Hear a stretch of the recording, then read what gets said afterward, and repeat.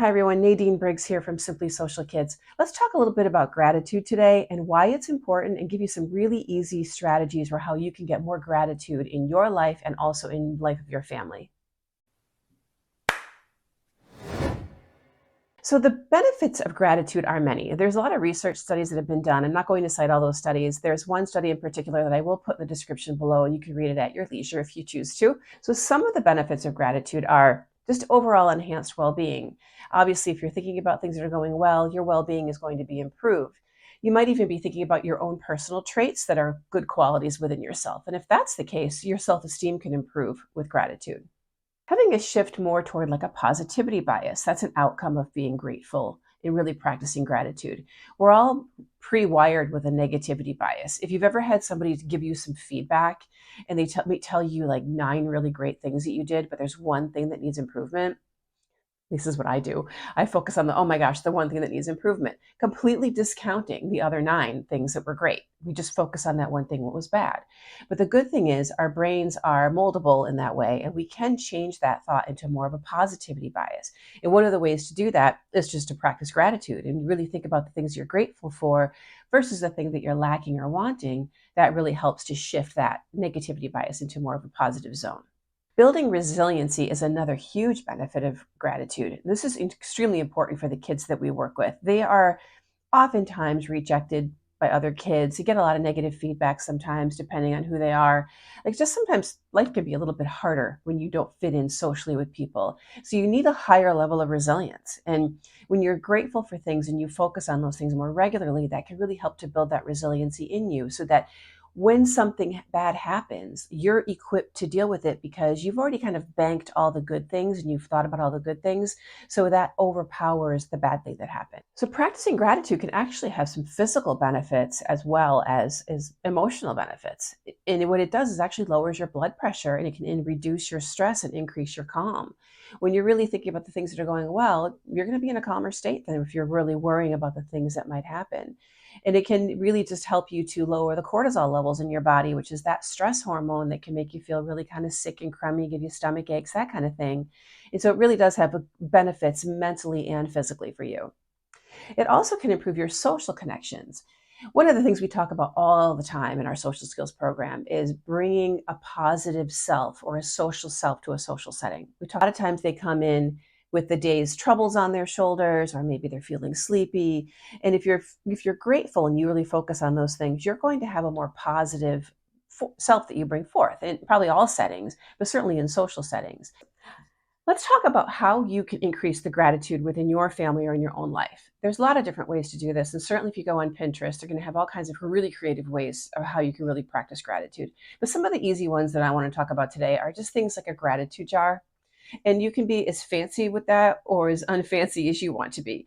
It could be a shoebox for all I care. It doesn't really matter. But a lot of people put a jar of some sort, maybe in the kitchen, some central location, with little pieces of paper and pens right near the jar.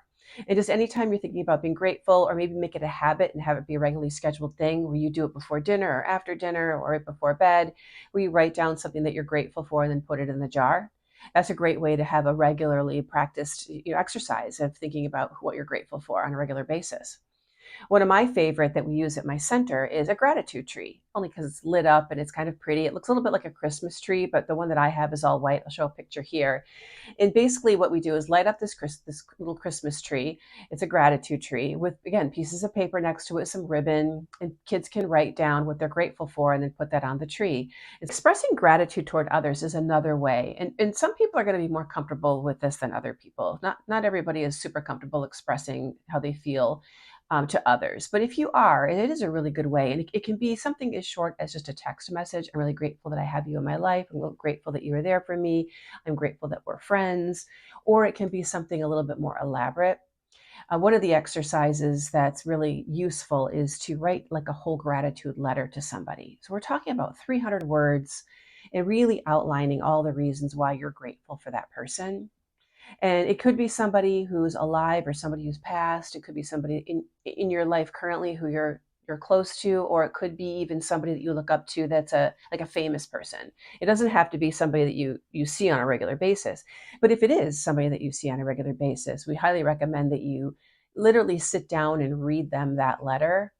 There's a lot of really good benefits that come out of that in terms of just, feeling good about yourself, having them feel good. There's just a lot of benefits that come from that, and really just expressing that gratitude to that person in person if you can. Another way to practice gratitude, and I would recommend this definitely all year long, not just around the holidays, is really just trying to focus on the positive. And one of the best ways to do that we've found, and we do this all the time at our center, is we write down 3 good things that happen each day and why those things are good. We'll do that in a notebook. There's actually an app called the 3 Good Things app, which I will also link in the description below, that is really good because it gives you a reminder, a notification, so you don't forget to write down your 3 good things. A lot of people have the best of intentions and they just simply forget. But if you take a week, 7 days, and you write down 3 good things that happen each day and why those things were good to you, don't skip that part. Some kids skip that part. You really want to write down why it's good. And it can be small stuff. It could be that you had a really great cup of coffee that morning. It could be that you did get maybe a gratitude text from a friend, anything, and why that made you feel good and what was good about that. And if you do that for 7 days, most people after 7 days will really find that they're really seeking out those things to write on that list later that day.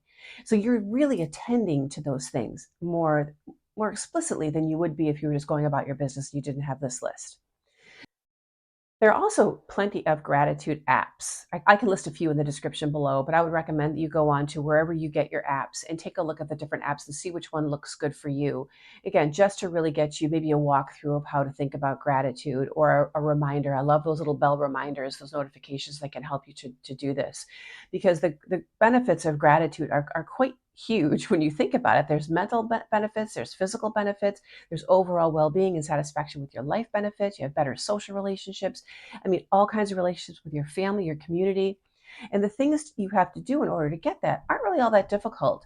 There are some people who might have a hard time thinking of good things, and those are people maybe who are suffering from some significant depression, anxiety. So if they can't think of a bunch of things, or just put down one thing. Or maybe you have to help them. If you're a parent of somebody who has that difficulty, help them think of just one thing to put down to start, just as long as they start. And you'll start to see the benefits of gratitude, and hopefully you'll get them yourself as a family if you keep practicing some of these strategies that we've given you here today. I hope you found this video useful. If you did, please hit the like button. I'd love to hear from you. If you'd like, leave a comment below. And be sure to hit subscribe. We're going to be doing a lot more videos on different topics that might be relevant to your family and your child, teen, or young adult social skills.